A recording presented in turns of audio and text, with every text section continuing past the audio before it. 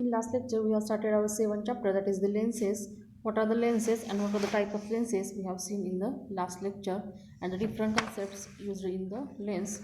Today we will see how images are formed in the lens. We know that there are two types of images, that are real images and virtual images. How we can identify which image is real or which image is virtual, and how if can a virtual image can be obtained on a screen. These type of questions we have to understand in this topic. See page number 83, diagram number 7.7, real image formed by a convex lens. You can see the image in this diagram. As shown in the diagram, an object AB is placed beyond the point 2F1. The incident ray BC, which is parallel starting from B and going parallel to the principal axis, goes through the principal focus F2 after refracting along CT. The ray BO, which is starting from the B and passing through the optical center O of the lens, goes along OS without changing its direction. It intersects CT in B1 or B dash. This means that the image of B is formed at B1.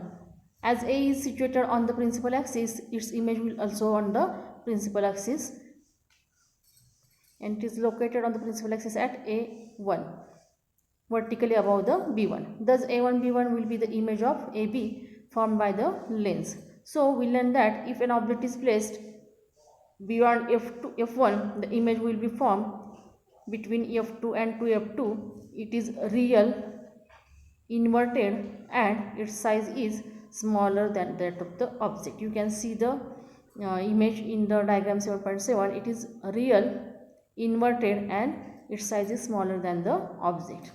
Now you can observe the diagram number 7.8. We are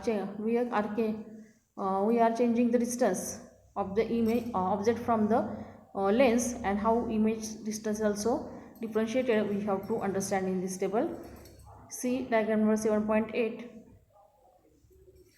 Determine the position, size and nature of the images formed by different positions of an object with the help of ray diagrams. Here 6 different places are given for the object, and according to the place the image has the also the different position. Now see in first column they have given us the position of the object. If object is placed at infinity, the position of image will be at focus F2, and size of the image will be point image. That means when the object is at a infinite distance, the object's image will be a point image, and it is real and inverted. Then if your object is placed beyond the 2F1, its image will be between F2 and 2F2. It is smaller and it is real and inverted. If the object is placed at the 2F1, then the image will be at 2F2. It is same size and real and inverted.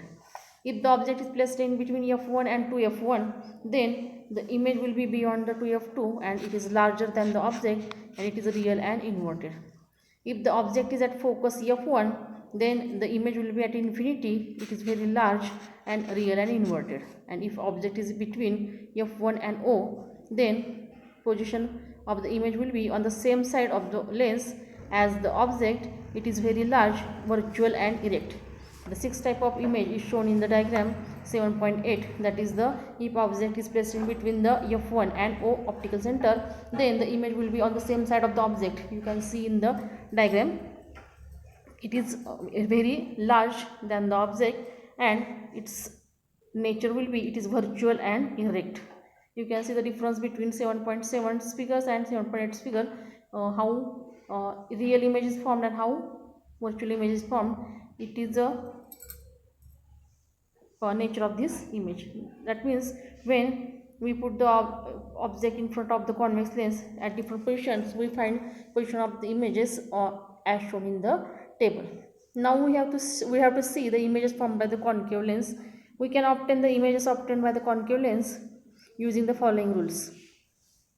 When the incident ray is parallel to the principal axis, the refracted ray, when extended backwards, passes through the focus. And when the incident ray passes through the focus, the refracted ray is parallel to the principal axis. These two types of rules are used during the formation of image in the concave lens. Now you can see the diagram 7.9. Here concave lens image formation is shown.